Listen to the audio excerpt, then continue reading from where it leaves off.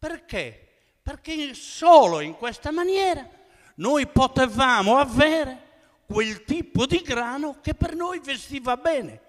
E vestiva bene ovviamente anche ai panificatori, dandole colore, dandole profumo e dandole tutte quante quelle caratteristiche che sino a ieri aveva, che oggi abbiamo perso, abbiamo abbandonato. Dopo di questo, che cosa bisogna? E bisogna che dall'altra parte tutti quanti gli altri collaboratori della filiera seguano questo. Ma i panificatori hanno ragione. Noi non riusciamo a vendere il pane.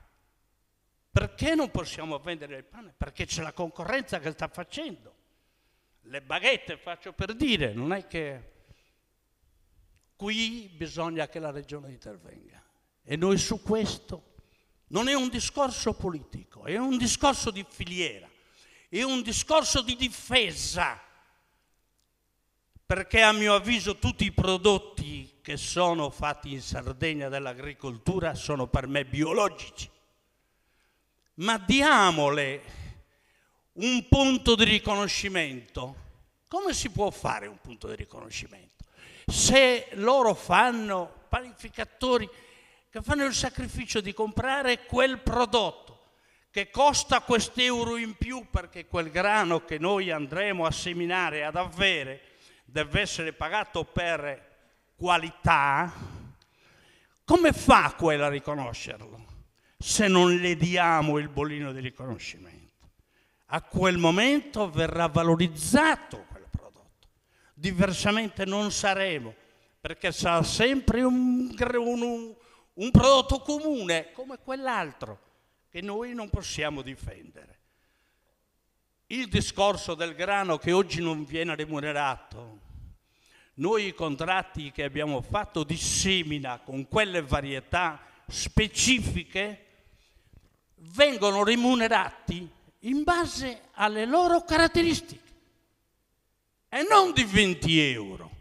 Noi l'anno scorso il grano abbiamo pagato 30 euro, che era un discorso, era un sogno. Perché?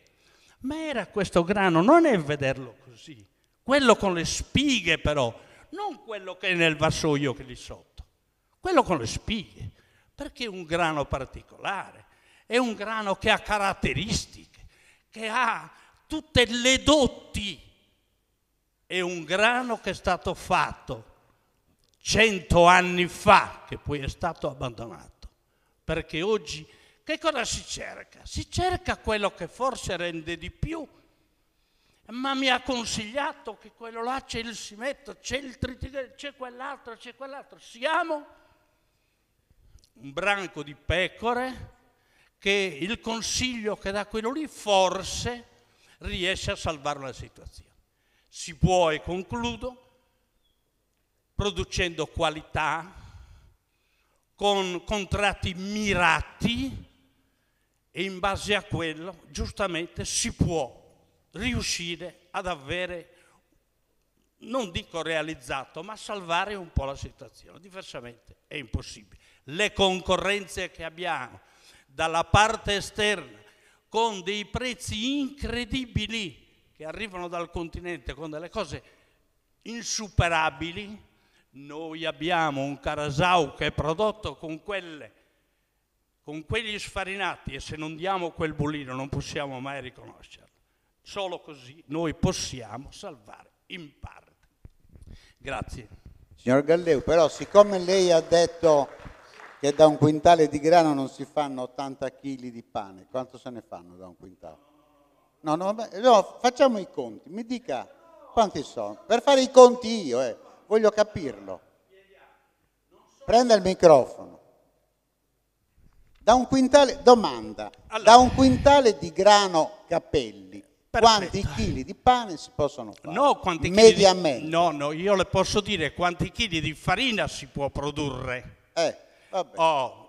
Dai 75 ai 76 kg di prodotto finito. Non di più. Poi pane dipende dal tipo che noi andiamo a fare. E basta. Grazie. Adesso restiamo sempre in campo cerealicolo con Pierpaolo Ambu del Consorzio Sardo Cerealicoltori.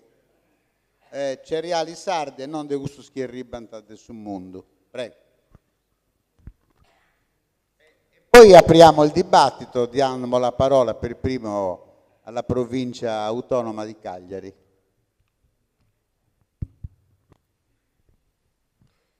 Grazie dottore. Ok, si sente? Sì. Io rappresento una realtà che è diversa dagli interlocutori che mi hanno preceduto in relazione al fatto che mi occupo semplicemente di organizzare il funzionamento di un'azienda che all'interno di questi processi di cui si è parlato, la necessità di realizzare momenti di produzione, di concentrazione, di offerta e quant'altro, avrebbe la sua ragione di esistere. Per cui la mia impostazione risente assolutamente di una visione un po' più particolare del problema. Ma se volessi allargare il discorso anche sulla base degli interventi che ho ritenuto ognuno per il suo significativi e meritevoli anche di approfondimenti, laddove vi è stato un filo comune nel rappresentare delle necessità, nel rappresentare delle esigenze, nell'individuare delle opportunità. Tutti questi signori hanno voluto vedere nel momento della aggregazione attraverso la formazione delle cosiddette filiere un qualcosa che vorrebbe essere come dire, un momento di qualificazione che porterebbe beneficio al settore.